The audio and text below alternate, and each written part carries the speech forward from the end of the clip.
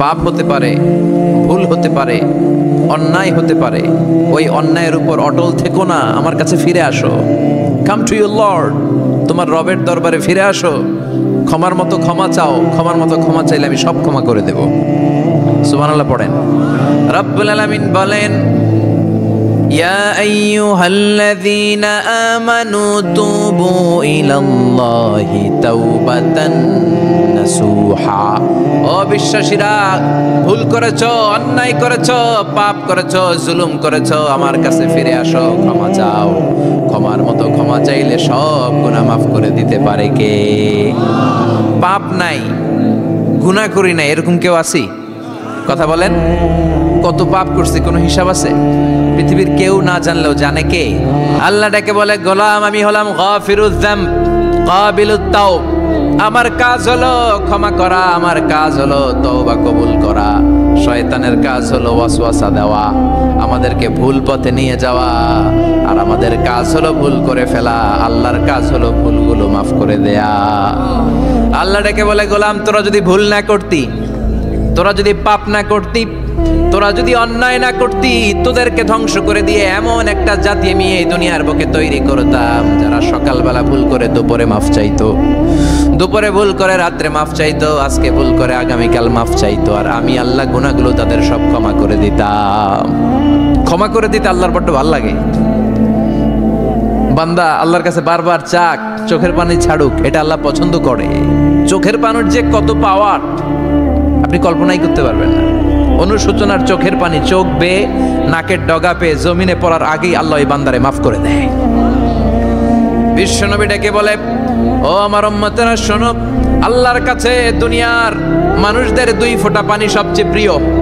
এক হলো জিহাদের ময়দানে রক্তের ফোঁটা, দুই হলো অনুতপ্ত বান্দার চোখের পানির ফোঁটা। কত ভুল আপনি করেছেন, কত অন্যায় আপনি করেছেন, কত পাপ আপনার হয়েছে, কত মিথ্যা আপনি বলেছেন, কয় ওয়াক্ত নামাজ ছেড়েছেন, কয় লাখ টাকা ঘুষ খেয়েছেন, কত যৌতুক আপনি খেয়েছেন, কত মিথ্যা আপনি বলেছেন। আপনার পাপ যত বড় হোক, যত বিশাল হোক, যত বেশি হোক, আল্লাহর দয়ার পরিসীমা তার চাইতেও বড়। আপনার পাপ, আপনার অন্যায়, আপনার জুলুমগুলো যদি হয় খালের পানির সমান, বিলের পানির সমান, আল্লাহর দয়া সাগরের পানির সমান। আপনার পাপ যদি হয় সাগরের পানির সমান, আল্লাহর দয়া মহাসাগরের পানির সমান। আপনার পাপ আর অন্যায় যদি হয় পাহাড়ের সমান, আল্লাহর দয়া আকাশের সমান।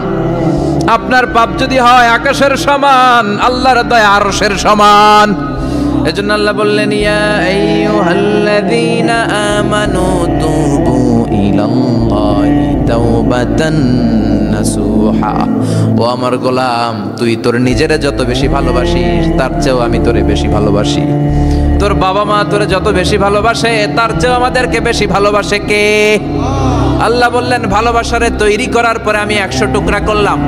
চিল্লায় বলেন, কয় টুকরা? 99 টুকরা ভালোবাসা আমি আল্লাহ নিজের মধ্যে রেখে দিলাম। 1 টুকরা ভালোবাসা গোটা বিশ্বের সবার মধ্যে আমি ভাগ করে দিলাম। 1 টুকরা ভালোবাসা পেয়ে আমাদের অবস্থা দেখছেন? আল্লাহ যদি 1 টুকরা না দিয়ে আমাকে 30 টুকরা দিত, কথা কন। 1 টুকরা না দিয়ে 80 টুকরা দিলে কি হইতো? কথা কয় না, কথা কন। রাসূল আমার ভালোবাসা, রাসূল আমার আলো আশা, রাসূল আমার প্রেম বিরহের মূল আলোচনা, রাসূল আমার কাজে কর্মের অনুপ্রেরণা। ঠিক কিনা? আমার নবীর জন্য আমার ভালোবাসা আছে না নাই? আমার রবের জন্য আমার ভালোবাসা আছে না নাই? আমার মা বাবার জন্য ভালোবাসা আছে না নাই? সবার জন্য সবার ভালোবাসা আছে না নাই? আমগো দিবস লাগবো কেন? আজকেও তো আমগো ভালোবাসা দিবস, কথা কন। যদি এখন দিবস না রজনী, আজকে তো আমাদের চান্দোলাতে ভালোবাসা রজনী, কথা কন। প্রতি মুহূর্তে আমাদের ভালোবাসা, এজন্য আমাদের ডেট পালন করা লাগে না। আমরা সব সময় সবারই ভালোবাসি। চিল্লায় বলেন ঠিক কিনা? এজন্য আল্লাহ ডেকে বললেন, গোলাম আমি যে তোদের কত ভালোবাসি তোর ধারণা নাই। চোখের পানি ছাড়, গুনার কথা স্মরণ কর, তওবা কর। তওবার মতো তওবা করলে সব গুনাহ মাফ করে দিতে পারে কে? বিশ্বনবী বলে, আমার কোনো গুনাহ নাই, তারপরেও প্রতিদিন 70 বারেরও বেশি আমি তওবা করি। আল্লাহে ইন্নী আস্তাগফিরুল্লাহ ওয়া আতুবু ইলাইহি আকসার মিন 70 মাররা। Could you imagine that? কল্পনা করছেন কোনদিন যে নবীর গুনাহ নাই ওই নবী তওবা পড়ে প্রতিদিন 70 বার, আকসার 70 বারেরও বেশি। আমার পড়া দরকার কয়বার? আপনার পড়া দরকার কয়বার? বিশ্বনবী 70 বারের বেশি বলে আমাদের পড়া দরকার কয়বার? আর আমরা প্রতিদিন পড়ি কয়বার? কথা কন। আমাদের ভুল হবে, ভুল হতে সমস্যা নাই, ভুল হওয়াই মানুষের স্বভাব, কিন্তু ভুল হওয়ার পরে ভুলের উপর অটল থাকা যাবে না।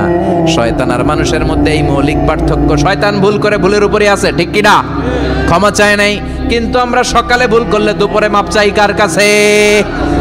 19 সালে ভুল করলে 20 সালে মাপ চাই কার কাছে? মৃত্যুর আগ পর্যন্ত আমরা ক্ষমা চাইলে ক্ষমা করে দিবে কে? সব সময় 24/7 তওবার দরজা খোলা, দুইটার সময় ছাড়া। ভালো করে মনে রাখবেন, মুখস্থ ঠোঁটস্থ যেন থাকে। দুইটার সময় তওবা কবুল হয় না, চিৎকার করে বলেন কয় সময়?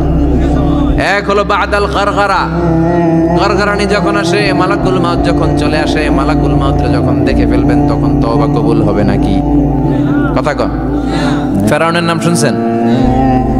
ওরা যখন আল্লাহ লোহিত সাগরে ডুবাইয়া পানি খাওয়াইতে লাগলো, পানি খাইতে খাইতে পেটটা হয়েছে এত বড়, আর পানি খাইতে পারেন। এরপর হাত তুলে কয় আনা মিনাল মুসলিমিন, কোরআনের আয়াত, আনা মিনাল, হাত তুলে কয় আমি মুসলমান। ফেরাউন নাই বলে মুসলমান, আমরা যাবো কই? কথা কহ। ফেরাউন হাত তুলে কয় আনা মিনাল মুসলিমিন, আল্লাহ কয় টাইম ইজ আপ, দেরি করছস, অনেক সময় দিলাম, অনেক সুস্থ রেখেছি, ক্ষমতা দিয়েছি, দাপট দিয়েছি, তখন যদি ঘাটটা নত করে, মাথাটা নত করে একবার ক্ষমা চাইতি, ফেরাউন তোরেও ক্ষমা করে দিতাম। কিন্তু সময় শেষ হওয়ার পরে আমি মুসলমানদের অন্তর্ভুক্ত বললে কোনো লাভ হবে নাকি? আল্লাহ বলল সময় নাই, সময় শেষ। কারণ মুসা আলাইহিস সালামের চাচাতো ভাই অনেক দাওয়াত দিল যাকাত দে, কারণকে যাকাত দিব না, এই সম্পদ আমি কামাইছি, আল্লাহ দেয় নাই। মুসা আলাইহিস সালাম বললেন তাহলে আযাবের অপেক্ষা কর, আযাব চলে আসে। আল্লাহ বলেন মুসা সেফ জোনে যাও, সরো, এখনই আযাব। ফাখাসাফনা বিহি ওয়া বিদারিহিল আরদ, পুরো ফাইয়ুমের জমিনটার আল্লাহ কাঁপিয়ে দিলেন, আর কারুনকে সহ পুরো সম্পত্তি তার জামিনের ভিতরে দাবিয়ে দিলেন। হাঁটু পর্যন্ত কারুন দেবে যায়, ভাবছে উঠে যাবে, কোমর পর্যন্ত দেবে যায়, ভাবছে উঠে যাবে, গলা পর্যন্ত যখন দেবে যায় আর সুযোগ নাই। কয় মুসা আমার সব সম্পত্তি তোরে আর তোর আল্লাহরে দিয়ে দিলাম, আমারে বাঁচা, আমারে সব সম্পত্তি তোর আর তোর আল্লাহর, আমারে খালি বাঁচা, চাচা আপন প্রাণ। আল্লাহ বলে সময় শেষ। তার মানে বাদাল গারগারা তওবা কিন্তু আর কবুল হয় না। এই হলো একটা। নাম্বার 2, বাদা তুলুই শামস মিন মাগরিবিহা, প্রতিদিন চাঁদোলাতে সূর্য কোন দিক দিয়ে ওঠে? কথা কয় না? পূর্ব দিকে। কিয়ামতের আগ দিয়ে সূর্য আর পূর্ব দিকে উঠবে না, পশ্চিম দিক থেকে উঠবে। যেদিন প্রভাতে পশ্চিম দিক থেকে সূর্য উঠবে, ওই দিন থেকে তওবার দরজাটারে বন্ধ করে দিবে কে? তার আগ মুহূর্ত পর্যন্ত জীবনে যত গুনাহ করেছি, অন্যায় করেছি, চোখের পানি ছেড়ে ক্ষমা চাইলে ক্ষমা করবে কে?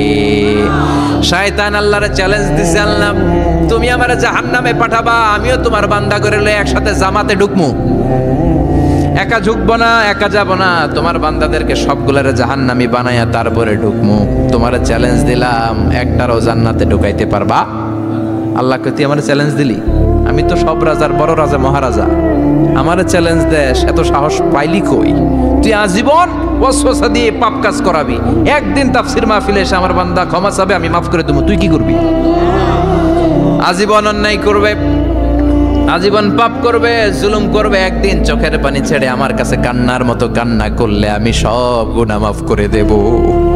এজন্য আল্লাহ বললেন ইয়া আইয়ুহাল্লাযীনা আমানু তুবু ইলাল্লাহি তাওবাতান নাসুহা, ভুল করেছো তওবা করো, মাফ করবে কে? সাইয়েদনা আদম আলাইহিস সালাম ভুল করলেন, দুনিয়ায় এসে শত শত বছর কাঁদলেন, কিন্তু ক্ষমা হয় না। আল্লাহরে বললেন আল্লাহ কি করলে ক্ষমা পাবো বলো?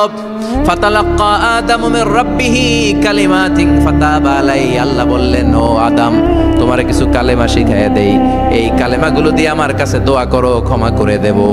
আল্লাহ শিখায় দিলেন, ও আদম 2 হাত তুলে চোখের পানি ছেড়ে আমার কাছে পড়ো, রব্বানা, পড়েন, রব্বানা যালামনা আনফুসানা ওয়া ইল্লাম তাগফির লানা ওয়া তারহামনা লানাকুনান্না মিনাল খাসিরিন। এটা শিখাই দিয়েছিল আল্লাহ। আল্লাহ আমি জুলুম করেছি, অন্যায় করেছি, ভুল করেছি, পাপ করেছি, তুমি যদি ক্ষমা না করো ক্ষমা করার কেউ নাই, ঠিক কি না? আমরাও পাপ করলে এই দোয়াটা পড়ার দরকার আছে না নাই? 5টা শর্ত সাপেক্ষে আমাদের তওবা কবুল করবে কে? তওবা কবুল হওয়ার কিছু শর্ত আছে 5টা। কয়টা? চিৎকার মেরে বলতে হবে, তওবা কবুল হওয়ার শর্ত কয়টা? 1 নম্বরে হচ্ছে আল ইকরা, acknowledgement. You have to give the acknowledgement that you are the greatest sinner on earth. আপনাকে ঘোষণা দিতে হবে যে আপনি পৃথিবীর সবচেয়ে বড় পাপী। 1 নম্বর শর্ত, আপনি বলেন যে আল্লাহ আমার চেয়ে বড় পাপী নাই, আকাশের নিচে জমিনের উপরে আমি সবচেয়ে বড় পাপী, এমন কোনো পাপ নাই যেটা আমি করি নাই, ঠিক কিনা? 1 নম্বরে পাপের ঘোষণা দেন। 2 নম্বরে আন-নাদাম, নাদাম মানে repentance, you have to be repentant for what you have ডান।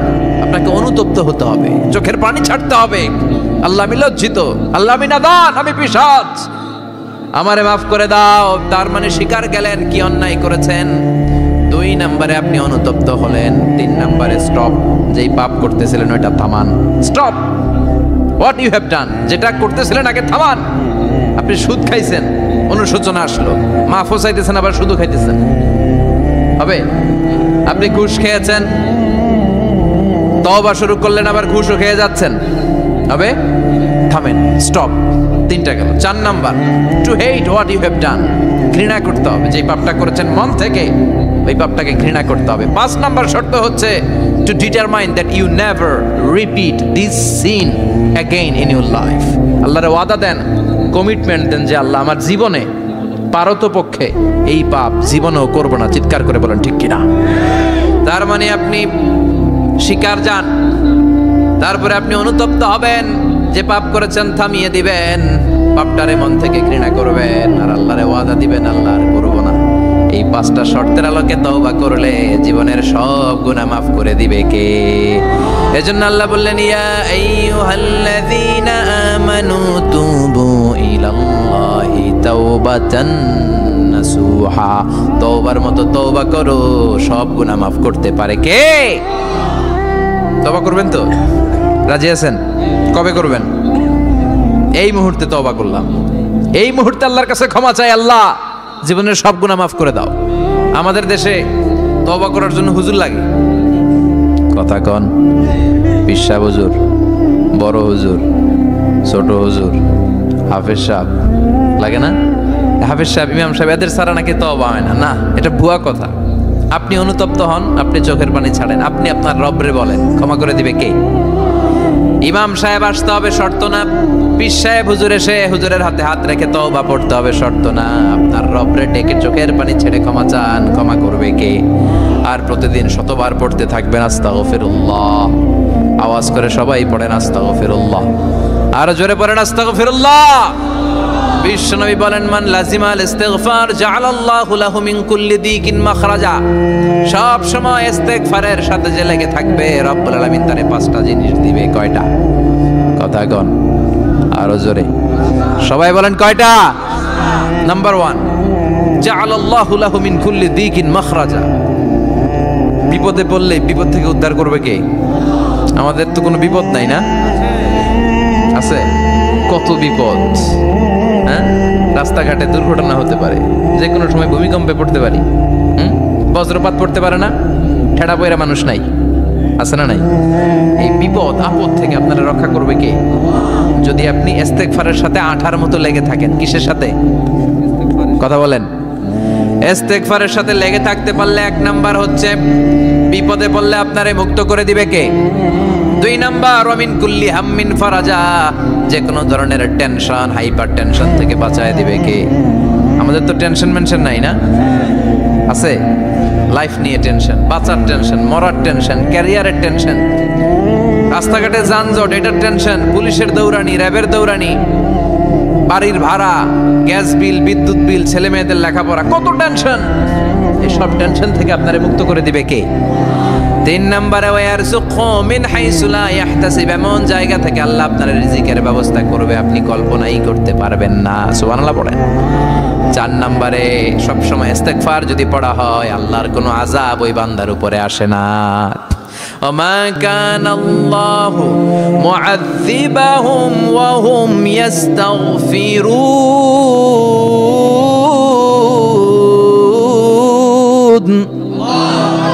যতক্ষণ আমার বান্দা আমার কাছে ইস্তেগফার পড়তে থাকে আমার কোনো আযাব বান্দারে পাবে না। যতক্ষণ ইস্তেগফার পড়বেন আল্লাহর কোনো আযাব আপনার উপর আসবে না। 4টা গেল। 5 নাম্বার, বারবার ইস্তেগফার পড়লে রফিক ভাই আল্লাহ আপনারে মুস্তাজাবুদ দাওয়া বানায়। দোয়া করা মাত্র কবুল করে নেবে কে? মুস্তাজাবুদ দাওয়া বুঝেন তো?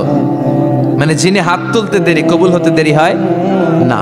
বারবার ইস্তেগফার পড়ে দেখেন যে আপনার দোয়া কেমনে কবুল হয়। এজন্য আসল ঘর হচ্ছে কবরের ঘর। কিন্তু আমরা এই মরিচিকার পেছনে ছুটে বেড়াই। ধোকা, এটা একটা ধোকা। সবাই ব্যস্ত, সুপার বিজি, খুব ব্যস্ত। কি জন্য তুমি ব্যস্ত জানে না। মরিচিকা কাসারাব, মরিচিকা, ধোকা, লালসা।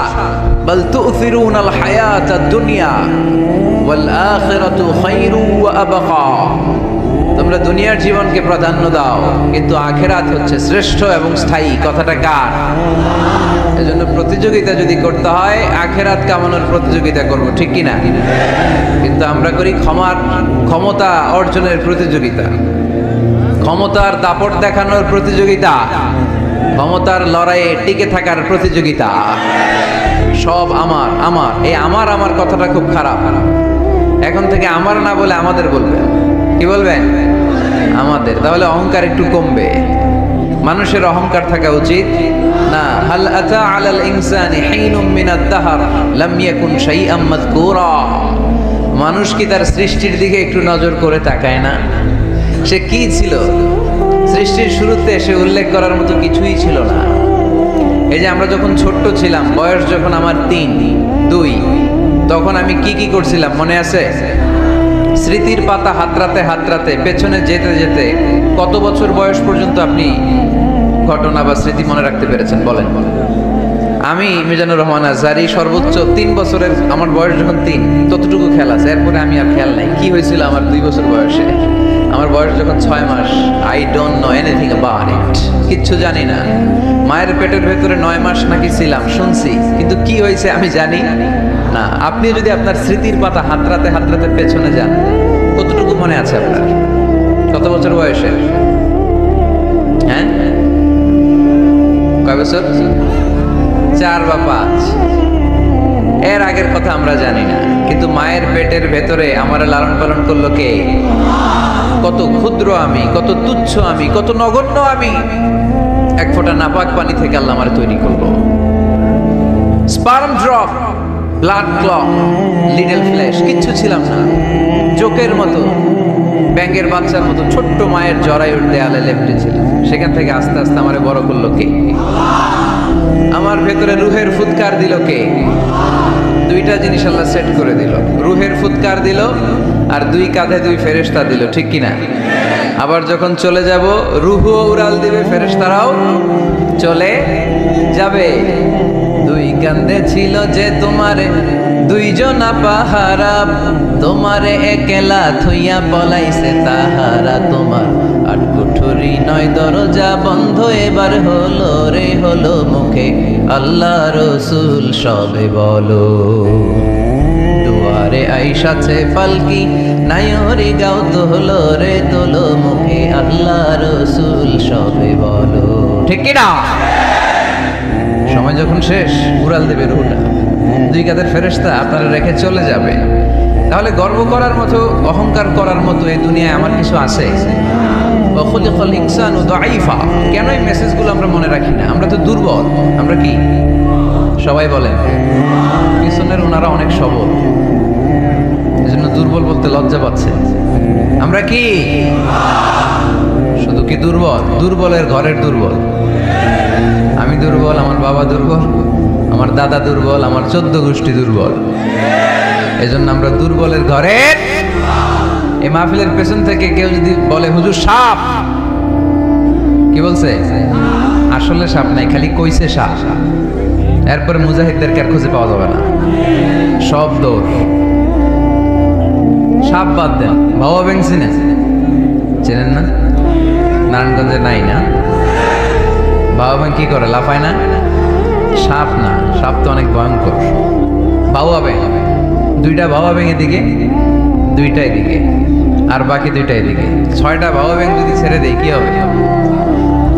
ব্যাং লাফাবেন, আপনি লাফাবেন? ব্যাং আর কি লাফ দিবে? তার চেয়ে বড় লাফ দিবেন আপনি, ঠিক কিনা?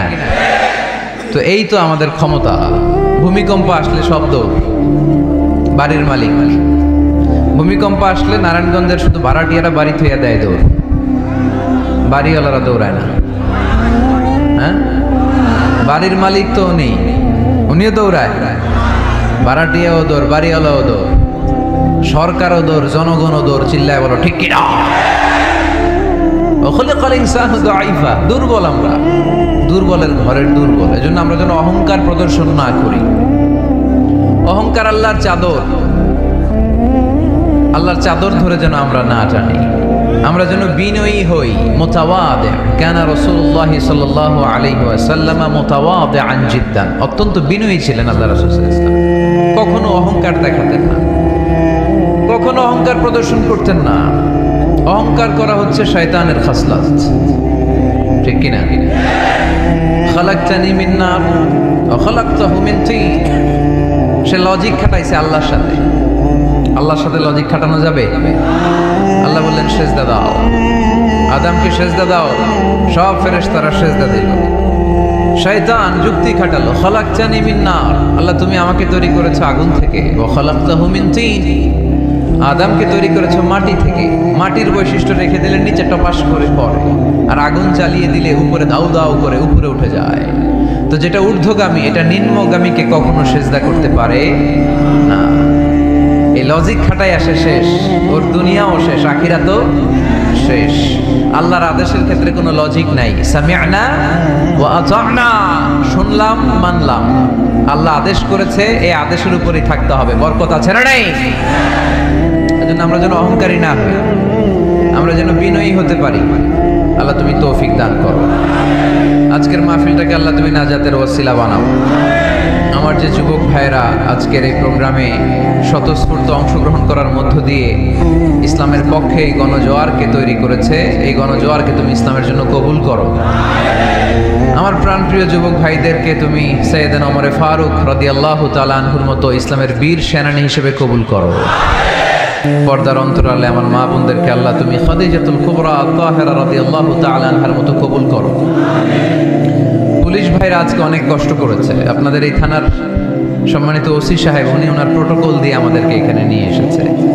আপনাদের এই এলাকার সম্মানিত চেয়ারম্যান সাহেব সারাটা দিন অনেক কষ্ট করে এই প্রোগ্রামকে এনশিওর করেছে। বিশেষ করে আপনাদের অত্র এই আসনের সম্মানিত এমপি মহোদয় সেলিম ওসমান সাহেব, উনিও খুব খোঁজ খবর নিয়েছে এই প্রোগ্রামের ব্যাপারে। সর্বোপরি আমরা আল্লাহর কাছে শুকরিয়া জানাই যে আল্লাহ তাআলা আজকে আমাদেরকে সুস্থভাবে এই প্রোগ্রামে আসার সুযোগ করে দিয়েছে। এরকম প্রোগ্রাম, কোরআনের মাহফিল বন্ধ হোক, এটা কি আমরা চাই? কোরআনের কথা চলবে, এটা আমরা চাই কি চাই না? সেজন্য যদি ত্যাগ স্বীকার করা লাগে, দরকার আছে না নাই? ময়দানে যদি থাকতে হয়, রাজি আছি না নাই? আল্লাহ তুমি তৌফিক দান করো। মুসাপুর পশ্চিমপাড়া জামে মসজিদ, মুসাপুর কি গ্রামের নাম? যুব সংগঠন ও এলাকাবাসীর যৌথ উদ্যোগে, মাশাআল্লাহ।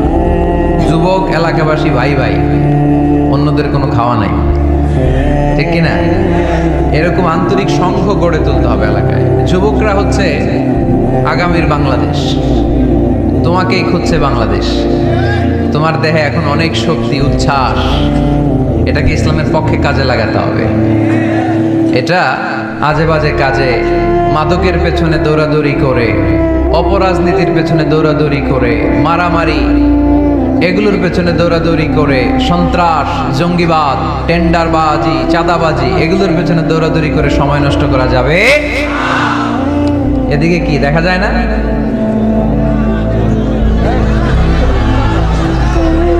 স্টেজের এই পাশে যারা আছেন একটু যাবেন, সামান্য চাপলেই ওনারা দেখতে চায়, দেখতে চায়।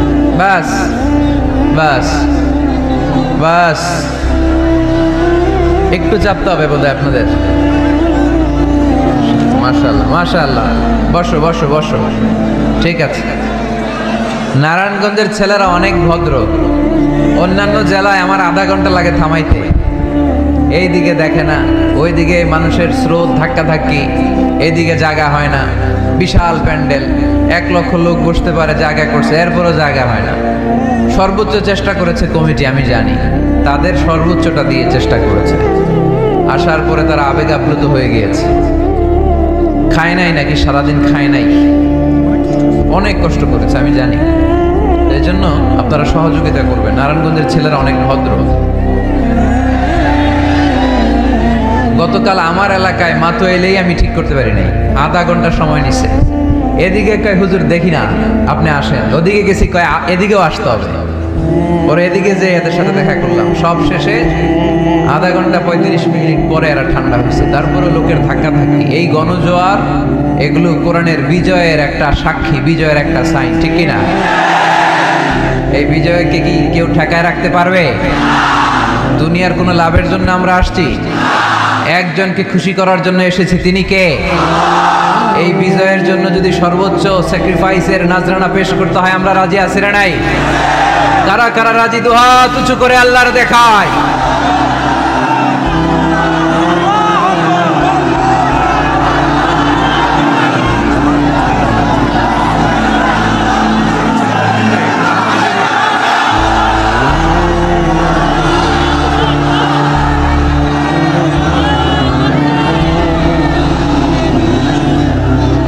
আল্লাহ তুমি কবুল করো। এই যে যুবক ছেলেগুলো খেলার মাঠে যায় না, এখন আড্ডাবাজিতে যায় না, টেন্ডারবাজিতে যায় না, চাঁদাবাজিতে যায় না, উল্টাপাল্টা কোনো কাজে যায় না। এরা যাত্রা পালায় এখন আর যায় না, এরা গানের কনসার্টে যায় না, এরা কোরআনের প্রেমে পাগল হয়ে এসেছে, ঠিক কিনা? কোনো বিরিয়ানির প্যাকেট আছে নাকি আজকে? তাইলে এই গণজোয়ার এটা কোরআনের পক্ষে না বিপক্ষে? আমরা কোরআনের পক্ষে থাকতে চাই কি চাই না? আল্লাহ তুমি আমাদেরকে কবুল করো। কোরআনের প্রতি ভালোবাসাকে ইসলামের বিজয়ের জন্য তুমি কবুল করে নাও। এজন্য যুবক যারা আছো, তোমরা আগামীর বাংলাদেশ, তুমি বাংলাদেশ, তুমি বাংলাদেশ। 10 বছর 20 বছর এমনভাবে আমরা বাংলাদেশের জন্য কাজ করব যাতে গোটা বিশ্ব বাংলাদেশের নাম শুনলে এটা একটা সমৃদ্ধ দেশ, সুখী দেশ, একটা মডেল কান্ট্রি, এই হিসেবে যেন বাংলাদেশকে এক্সাম্পল দিতে পারে, ঠিক কিনা? সেজন্য তোমাদেরকে কাজ করতে হবে খুব বেশি। অলসতা করা যাবে? কাজে কোনো লজ্জা নেই, লজ্জা হচ্ছে অলসতায়। Never underestimate any job. কোনো চাকরি, কোনো ব্যবসাকে ছোট চোখে দেখবে না, whether it small or big. ছোট চাকরি হোক, ছোট ব্যবসা হোক, আমরা করব। আমরা স্বাবলম্বী হতে চাই, নিজের পায়ে দাঁড়াতে চাই, আমরা আত্মমর্যাদা সম্পন্ন মুসলিম হতে চাই, ঠিক কিনা? কেইছে এখানে লোকজন অনেক বেশি হয়ে গেছে, দাঁড়ানোর জায়গা নাই। প্রতি রাতের ঘটনা। প্রিয় ভাইয়েরা, কি হয়েছে? কি হয়েছে? প্রজেক্টর আছে, প্রজেক্টর আছে। এই সাউন্ড বক্স এখন নামাইতে গেলে অনেক সময় লাগবে। একটু দেখো, একটু দেখো। ক্যামেরাওয়ালা ভাইদের প্রতি একটু এহসান করো। এখানে যদি 1 লক্ষ লোক হয়, কালকে 20 লক্ষ লোক এই কথাগুলো শুনবে। এই নারায়ণগঞ্জের যুবক ভাইদের উসিলায় কোটি মানুষ কোরআনের পথে আসুক, আমরা চাই কি চাই না? আমরা কোরআনের জন্য সব করতে পারি, সব বিলিয়ে দিতে পারি। আজকের এই 1 ঘন্টার কষ্ট আমাদের কাছে কোনো কষ্টই না, তাই না? মাশাআল্লাহ, মাশাআল্লাহ, এই তো চমৎকার। বেশি নাড়াচাড়া করো না, বেশি নাড়াচাড়া করা যাবে না। আস্তে করে রেখে চুপ করে বসে যাও, চুপ করে বসে যাও। এই তো ছেলেপেলেরা অনেক ভদ্র, ঠিক আছে, আওয়াজ হবে না। জায়গা না পেলে দাঁড়িয়ে শোনো। বলছিলাম যুবকরা হচ্ছে আগামীর বাংলাদেশ। কাজকে ছোট করা যাবে না। যে কোনো কাজ পেলেই করা শুরু করতে হবে। নতুন চাকরি পেলে, নতুন ব্যবসা পেলে এরপরে ধরবা, কিন্তু বাবুগিরি দেখিয়ে অলসতা করে বসে থাকা যাবে? কাজ ছোট হোক বা বড় হোক, বরকত দেয় কে? সুন্দরভাবে করলে প্রত্যেকটা কাজে বরকত আছে না নাই? যে কোনো কাজ করো না ভাই, যে কোনো কাজ করো, তা যেন হয় সবার চেয়ে সবচেয়ে সুন্দর। যে কোনো কাজ করো না ভাই, যে কোনো কাজ করো, তা যেন হয় সবার চেয়ে সবচেয়ে সুন্দর। হোক না সেটা পড়া লেখা রঙের ভাষায় ছবি আঁকা, হোক না সেটা পড়া লেখা রঙের ভাষায় ছবি আঁকা, হোক না সেটা সামান্য কাজ কিংবা মহত্তর, তা যেন হয় সবার চেয়ে সবচেয়ে সুন্দর। যে কোনো কাজ করো না ভাই, যে কোনো কাজ করো, তা যেন হয় সবার চেয়ে সবচেয়ে সুন্দর। ঠিক কি না? যেটাই করি না কেন কাজ যেন সুন্দর হয়, কাজটা যেন এক্সাম্পল স্থাপন করার মতো হয়, তাহলে ওই কাজে বরকত দিবে কে? মাইক অপারেটর কে? আরেকটু স্ট্রং করতে হবে, আরেকটু স্ট্রং করো। ঠিক আছে, আমি বলছি আল্লাহ রাসূল সাল্লাল্লাহু আলাইহি ওয়াসাল্লাম যখন তোমাদের মতো যুবক, তিনি কি অলস ছিলেন? মা বাআসাল্লাহু নাবিয়ান ইল্লা রাআল গানাম, এই পৃথিবীতে এমন কোনো নবী ছিল না যেই নবীরা ছাগল চড়ায় নাই। সুবহানাল্লাহ বলবা না? ছাগল চড়িয়েছেন আমার প্রিয় নবী মুহাম্মদ সাল্লাল্লাহু আলাইহি ওয়াসাল্লাম। মরুভূমিতে তিনি ছাগল চড়াতেন অল্প কিছু পারিশ্রমিকের বিনিময়ে। সাহাবারা বললেন, ইয়া রাসূলুল্লাহ, সব নবী ছাগল চড়িয়েছে বুঝলাম, আপনিও? আল্লাহ রাসূল বললেন, হ্যাঁ আমিও কুনতু আরআহা আলা কারারিতি আহলি মক্কা, মক্কাবাসীদের দেয়া অল্প কিছু পারিশ্রমিকের বিনিময়ে মক্কা শহরে আমি নিজেও ছাগল চড়িয়েছি। কাজকে ডিফারেন্সিয়েট করে নাই, ছোট বড় না, কাজ যেটা পাও করতে হবে। কাজ করে খাওয়ার মধ্যে কোনো লজ্জা নেই, আছে শুধু সম্মান। ঠিক কি না? সাউন্ড তো আরো খারাপ হয়ে গেল মনে হয়। এরকম কেন? একটা স্ট্রং এবং clean, strong and clean sound দাও। আসো আসো, ঠিক করো। তো এই জন্য যুবক যারা আছো, তোমরা আগামীর বাংলাদেশ। আল্লাহ রাসূল সাল্লাল্লাহু আলাইহি ওয়াসাল্লাম যুবক বয়সে একটা সংগঠন করেছিলেন, নাম হচ্ছে কি নাম? আরবিতে এটাকে বলে হালাফুল ফুদুল। হালাফ মানে শপথ, ফুদুল মানে ভালো কাজ, ভালো কাজের শপথ। আমরা কি পারি না অলিতে গলিতে এরকম হিলফুল ফুজুলের মতো ইসলামিক ক্লাব গড়ে তোলা? পারবো না আমরা? এগুলোর উদ্যোগে আজকে যেরকম যুব সংগঠন ও এলাকাবাসীর যৌথ উদ্যোগে প্রোগ্রাম, এরকম সুন্দর সুন্দর প্রোগ্রাম করতে হবে। শুধু আউটডোর না, এখন থেকে ইনডোর প্রোগ্রাম করার দরকার আছে না নাই? আমাদের দেশে কমিউনিটি সেন্টারে শুধু বিয়ে আর সুন্নতে খাতনা, গোটা বিশ্বে কমিউনিটি সেন্টারগুলোতে কমিউনিটি বড় বড় প্রোগ্রাম করার জন্য তারা অ্যারেঞ্জ করে। কমিউনিটি সেন্টারগুলোতে সেখানে ইনডোর প্রোগ্রাম করতে হবে প্রতি মাসে। ভালো ভালো স্কলারদেরকে এনে, ইনফ্লুয়েন্সিয়াল স্পিকারদেরকে এনে যুবকদেরকে মোটিভেট রাখার দরকার আছে না নাই? কারণ যুবকরাই আগামীর বাংলাদেশ। আল্লাহ রাসূল সাল্লাল্লাহু আলাইহি ওয়াসাল্লাম প্রতিজ্ঞা করালেন যে হিলফুল ফুজুলের শপথ হচ্ছে মক্কায় চাঁদাবাজি টেন্ডারবাজি চলবে না, দুর্বলের উপর সবলের কোনো অত্যাচার চলবে না। তো এরকম হিলফুল ফুজুল থাকার দরকার আছে না নাই? আল্লাহ যুব সংগঠনকে তুমি কবুল করো, এলাকাবাসীকেও তুমি কবুল করো। মিনার বাড়ি বন্দর, নারায়ণগঞ্জ, মুসাপুর রাস্তার পাশে 2 দিন ব্যাপী তাফসীরুল কোরআনের প্রোগ্রাম, আজকে দ্বিতীয় রজনী। প্রথম দিন কথা বলেছিলেন হযরত মাওলানা সাদিকুর রহমান আল আজহারি। আল আজহার ইউনিভার্সিটিতে আমরা একসাথে পড়াশোনা করেছি। আমার ছোট ভাই সুন্দর কথা বলে, কোরআন থেকে বলে।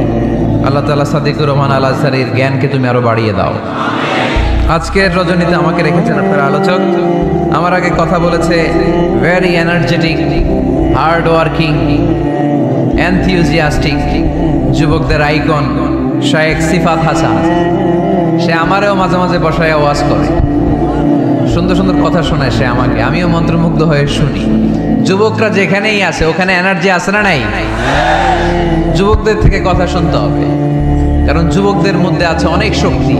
এই শক্তিকে আমরা পজিটিভ ওয়েতে কাটাদিন কষ্ট করছে, এখনো যোগাযোগ মেনটেন করে যাচ্ছে। এরকম নেতা আমাদের থানাগুলোতে থাকুক, আমরা চাই কি চাই না? যারা কোরআনের মাহফিল বন্ধ করে না, অ্যারেঞ্জ করে দেয়, আয়োজন করে দেয়, সারাদিন গাদার মতো খাটুনি খেটে কোরআনের মাহফিলে রাত্রেবেলা নিজে উপস্থিত থেকে সার্থক করে দেয়। আমরা এ ধরনের নেতাদেরকে চাই, যারা সবসময় কোরআনের পক্ষে থাকবে। ঠিক কিনা? আল্লাহ পাক অত্র এলাকার চেয়ারম্যান মহোদয়কে তুমি কোরআনের জন্য কবুল করো।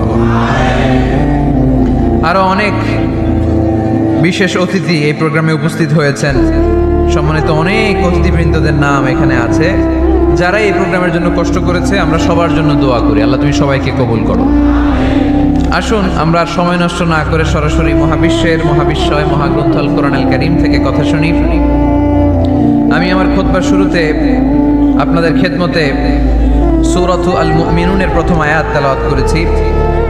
এই সূরায় আল্লাহ তাআলা মুমিনদের 7টি গুণের কথা বলেছেন, যে গুণগুলো একজন মুমিন হিসেবে আমাদের জীবনে থাকা দরকার আছে। এই 7টি গুণ আজকে আমরা জেনে যাব মানার উদ্দেশ্যে, ঠিক কি না? ওয়াজ কি শুধু শোনার জন্য শোনা? শুনতে চাইলে তো ইউটিউবেও শোনা যায়, শোনা যায় না? ইউটিউবে ওয়াজ শোনেন না আপনারা? আমার ওয়াজ শুনছেন কারা কারা দেখি? মাশাআল্লাহ, আমরা হাত নামাই প্রত্যেক দিন। হ্যাঁ,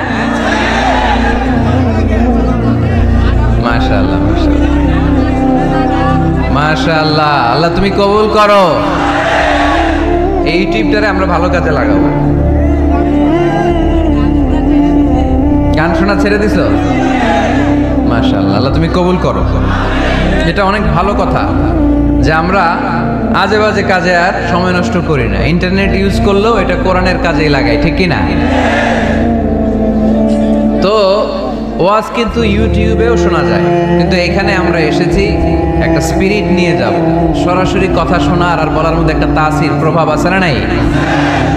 এই জন্য বিশ্বাসীদের যে 7টা গুণাবলী আজকে এগুলো আমরা জেনে যাব, যাতে করে আমরা মানতে পারি, পালন করতে পারি, ঠিক কিনা? সূরাটার নাম হচ্ছে সূরাতুল মুমিনুন। সূরার নাম কি?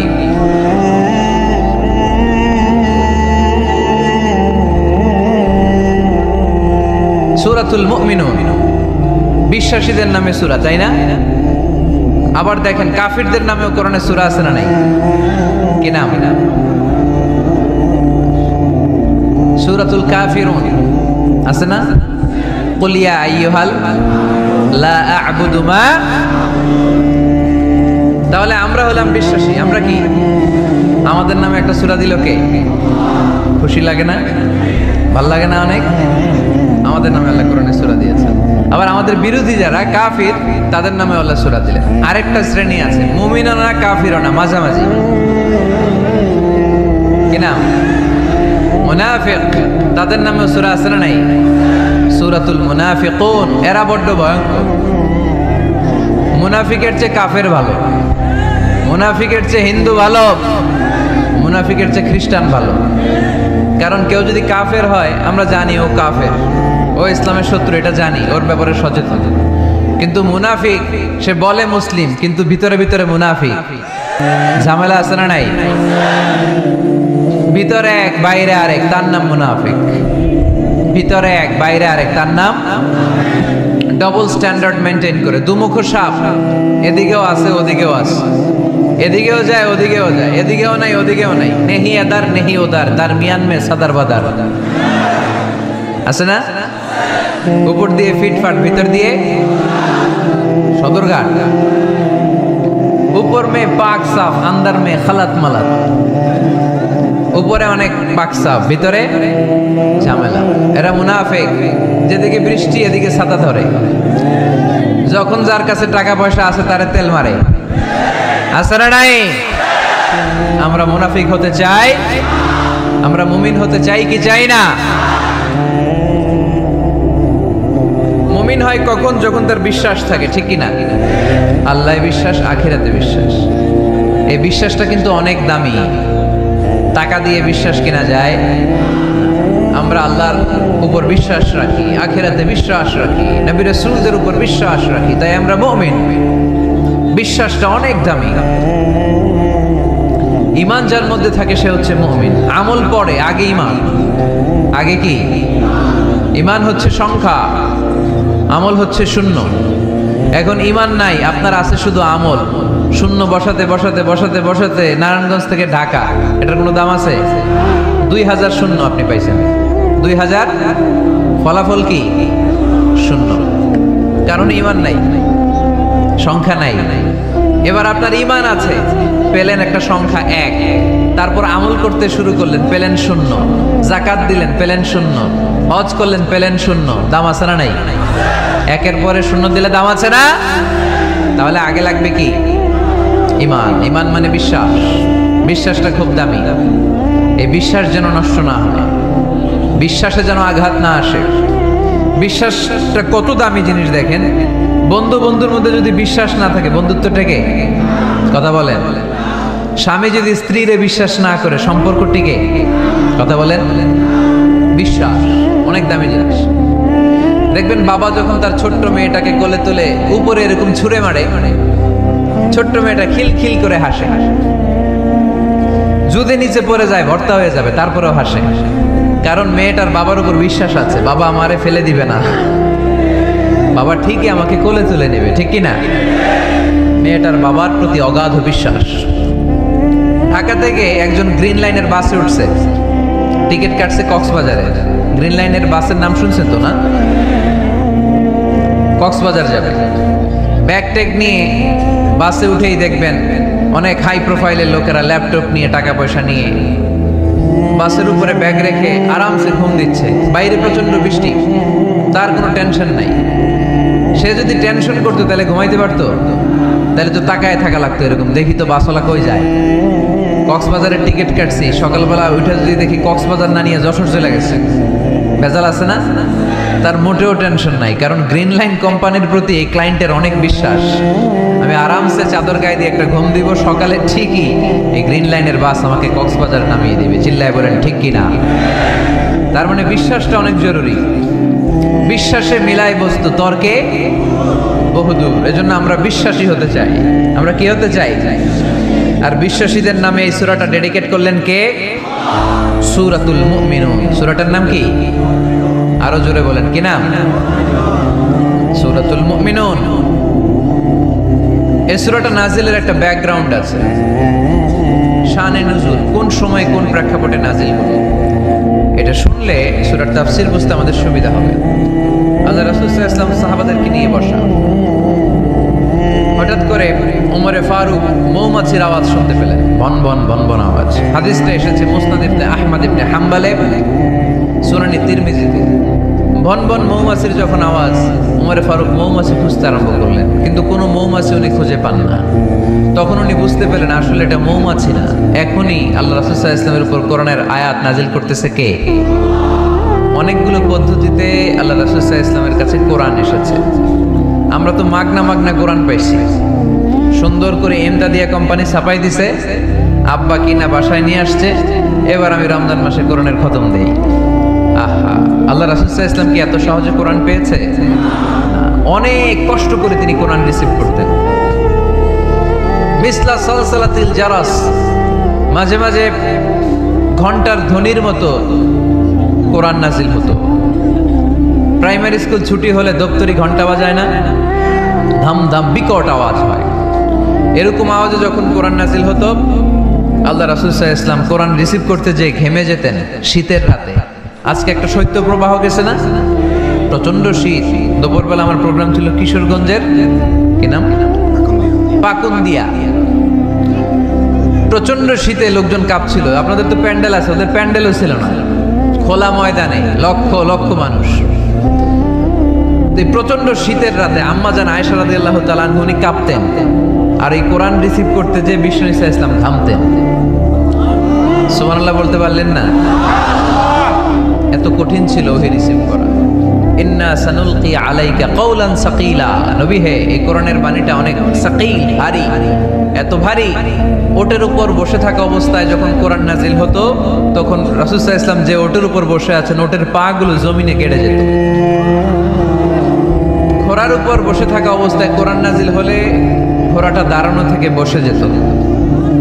মাঝে মাঝে সাহাবাদের গায়ে হেলান দিয়ে পায়ের মধ্যে মাথা রেখে রাসূল সাল্লাল্লাহু আলাইহি ওয়াসাল্লাম শুয়ে থাকতেন। এক সাহাবীর পায়ে মাথা রেখে আল্লাহ রাসূল সাল্লাল্লাহু আলাইহি ওয়াসাল্লাম শুয়ে আছেন, তিনি টেরই পাচ্ছেন। হঠাৎ করে কোরআনের আয়াত নাজিল হতে লাগলো। সাহাবী বললেন, হঠাৎ করে আমি টের পেলাম বিষ্ণুনবীর মাথাটা অনেক ভারী হয়ে গেল। আমার মনে হচ্ছে যে রাসূল সাল্লাল্লাহু আলাইহি ওয়াসাল্লামের মাথার ভারে আমার পায়ের হাড়টি ফেটে খান খান হয়ে যাবে। সুবহানাল্লাহ। তো এই কঠিন কোরআন যখন রাসূল সাল্লাল্লাহু আলাইহি ওয়াসাল্লাম রিসিভ করতেন, তিনি ঘেমে যেতেন। আবার মাঝে মাঝে সাইয়েদনা জিবরাইল আলাইহিস সালাম সরাসরি ওনার সূরাতে আসতেন কোরআন নিয়ে।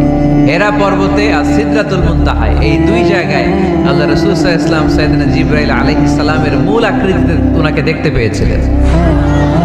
মাঝে মাঝে স্বপ্ন যুগে আসতো এই ওহী। পর্দার আড়াল থেকে মেরাজের রাতে তিনি পেয়েছেন ওহী। মাঝে মাঝে ইউলকা ফি কুলুবি রাসূলিল্লাহ, আল্লাহ রাসূল সাল্লাল্লাহু আলাইহি ওয়াসাল্লামের অন্তরে ওহী ঢেলে দেয়া হতো। আর মাঝে মাঝে মিসলা সাউতিন নাহাল, মৌমাছির ভনভন ভনভন আওয়াজের মতো কোরআন নাজিল করতো কে? ভনভন আওয়াজ দেখে ওমরে ফারুক বুঝলেন এটা আসলে মৌমাছি না, কোরআনের আয়াত।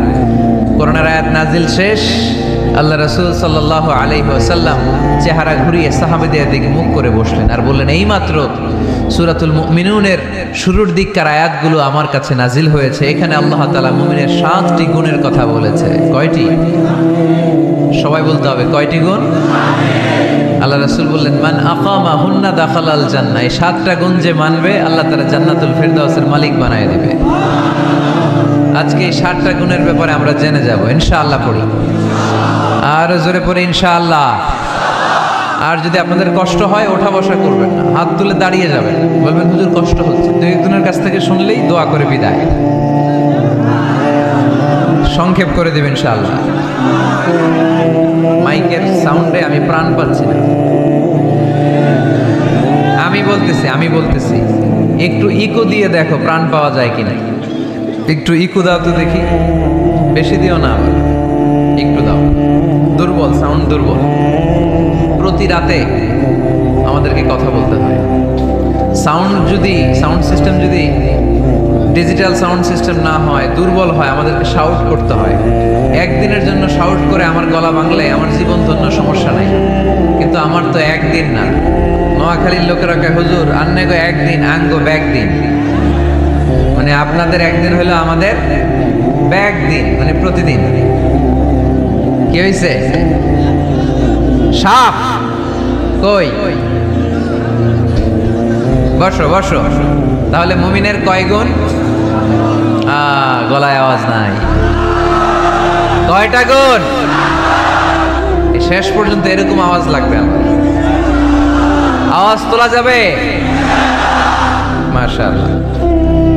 7টা গুণ আজকে আমরা শুনবো। আল্লাহ শুরু করছেন, قد أفلح المؤمنون الذين هم في صلاتهم خاشعون। সফল হয়েছে তারা, ঈমান এনেছে যারা। কার কথা? সফলতার মানদণ্ড আল্লাহ দিয়েছেন ঈমান। আপনি যদি টাকাওয়ালা হন আপনি সফল না, যদি ঈমান না থাকে, ঠিক কি না?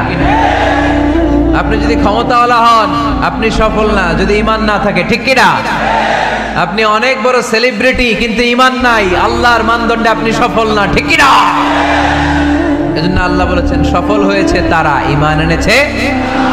আমি বলবো সফল হয়েছে তারা, আপনারা বলবেন ঈমান এনেছে যারা। আওয়াজ তুলে বলেন সফল হয়েছে কারা? যারা ঈমানদার তারা সফল। قد أفلح المؤمنون, successful indeed are the believers. তারাই সফল যারা ঈমানদার। তবে যেন ঈমানদার নয়, তাদের 7টা বৈশিষ্ট্য থাকা চাই। কয়টা? 1 নম্বর আল্লাহ বলছেন আল্লাযীনা হুম ফি সালাতিহিম খাশিউন। তারা যখন সালাতে দাঁড়ায় দিন দুনিয়ার হুঁশ থাকে না, তারা ভীত সন্ত্রস্ত হয়ে আল্লাহর দিকে রুজু হয়ে সালাত আদায় করে। নামাজে যখন দাঁড়াবো দুনিয়ার কোনো হুঁশ জ্ঞান আমাদের থাকতে পারবে? আমাদের হুঁশ থাকবে একদিকে, তিনি কে? সালাতে কায়েম করো, সালাতে কায়েম করো, হবে সম্মানী তুমি, হবে জান্নাতি তুমি, হবে সম্মানী তুমি, হবে জান্নাতি তুমি। দিবে কাল হাসরে শীতল ছায়া আরশে আজিম, রাব্বিয়াল আলা রাব্বিয়াল আযীম। পড়েন রাব্বিয়াল আলা রাব্বিয়াল আযীম। আলহামদুলিল্লাহ। আল্লাযীনা হুম ফি সালাতিহিম খাশিউন। শুরু হয়ে গেল মুমিনদের 7টি বৈশিষ্ট্যের আলোচনা। 1 নম্বর বৈশিষ্ট্য হচ্ছে মুমিনরা যখন নামাজে দাঁড়ায় দিন দুনিয়ার হুঁশ থাকে না, তাদের চিন্তা, তাদের ধ্যান চলে যায় একদিকে, তিনি কে? সাইয়েদনা আলী রাদিয়াল্লাহু তাআলা আনহু যুদ্ধের ময়দানে মারাত্মকভাবে জখম হলেন, আহত হলেন। পায়ের ভেতরে জিহাদের ময়দানে তীর ঢুকে গেল, তীর কেউ টেনে বের করতে পারে না, এতটাই জখম হয়েছে। তীর ধরে টান মারলে তিনি চিৎকার মারে। বিশ্বনবী দেখলেন অবস্থা বেগতিক। আল্লাহর হাবিব বললেন তীর ধরে টানাটানির দরকার নাই, যেহেতু টান মারলে ব্যথা পায়। ছেড়ে দাও, আজান দাও বেলাল, তুমি আজান দাও, একামত দাও। এক সাহাবীরে বললেন, আমি যখন নামাজে দাঁড়াবো, আলী যখন নামাজে দাঁড়াবে, নামাজরত অবস্থায় তুমি তোমার নিজের দায়িত্বে আলীর পায়ের ভেতর থেকে তীরটা টেনে বের করে ফেলবা। আজান দেয়া হলো, একামত হলো, বিষ্ণু ইসলাম নামাজ পড়তে শুরু করলেন। সাইয়েদনা আলী রাদিয়াল্লাহু তাআলা আনহু নামাজে দাঁড়ালেন। ওই সাহাবী দাঁড়ান নাই, বিশ্বনবীর পরামর্শ অনুযায়ী কাতারের ভেতর দিয়ে যে বিশ্বনবীর মেয়ের জামাতা সাইয়েদনা আলী রাদিয়াল্লাহু তাআলা আনহুর পা থেকে টান মেরে তীর বের করেছে। টান দিয়ে তীর খোলা হয়েছে, কিন্তু সাইয়েদনা আলী মুহূর্তের জন্য টের পান না। আগে টান মারতেছে, ব্যথা পায়, চিৎকার মারে, চিৎকার মারে, কিন্তু সালাতের অবস্থায় টান মেরে তীর বের করেছে, উনি টেরই পান নাই। আল্লাহু আকবার। তার মানে যখন নামাজে তিনি দাঁড়িয়েছেন, দিন দুনিয়ার হুঁশ তার ছিল না। তার হুঁশ, জ্ঞান, চিন্তা, ধ্যান সব কিছু চলে গিয়েছে একজনের দিকে, তিনি কে? এজন্য বিশ্বনবী বলতেন, আন তা'বুদাল্লাহা কাআন্নাকা তারা ফাইন লাম তাকুন তারাহু ফাইন্নাহু ইয়ারাক। এমন ভাবে নামাজ পড়বে, মনে করবে তুমি আল্লাহকে দেখে দেখে নামাজের মুসল্লায় আছো, ঠিক কি না? যখন নামাজ পড়বা ভাববা তুমি আল্লাহকে দেখছো। আর যদি এটা কষ্ট হয়, অ্যাটলিস্ট এটা ভাবো যে আল্লাহ তোমায় দেখছে। আমাদেরকে দেখে কে? আমি যে নামাজ পড়ি দেখে কে? এই চিন্তাটা মাথায় থাকার দরকার আছে না নাই? কিরে ভাই, এখানে তো ধাক্কাধাক্কি করে লাভ নাই। প্রজেক্টর গুলো কোন দিকে? প্রজেক্টর আছে ওই যে পেছনে প্রজেক্টর, ওখানে চলে যাও। এখানে দেখার জন্য যদি ধাক্কাধাক্কি করো বিশৃঙ্খলা হবে। সাউন্ড নাই। এই মাইকটা কি কাজ করে না তোমার? তো সাউন্ড পায় না কেন? আচ্ছা আচ্ছা, সাউন্ড কম বলে যদি চিল্লাও তাহলে তো আমার কথা আরো শোনা যাবে না। ও দেখতেছে, ওকে দেখতে দাও। এত বড় গ্যাদারিং এ এইদিকে সমস্যা হবে, ওদিকে তার ছিঁড়ে যাবে, ওদিকে সাউন্ড বক্স নষ্ট হয়ে যাবে, এটা খুব স্বাভাবিক। তোমাদের সহযোগিতা লাগবে, তা না হলে তো একটু পর পর আলোচনার মাঝখানে ব্রেক দিলে আলোচনা করা যাবে না। লক্ষ লক্ষ লোকের সমাগম, এখানে কিছু সমস্যা হবেই, এগুলো মেনে নিয়েই আমাদেরকে বসে থাকতে হবে, ঠিক কিনা? মাইক অপারেটর, লাস্ট চান্স দিলাম তোমার, এটা ঠিক করো তাড়াতাড়ি। তোমার মাইকের কারণে অনেকবার ব্রেক হয়েছে আমার আলোচনা। হয়েছে, একটা ছেলে কথা বলবো না এখানে। এই ছেলে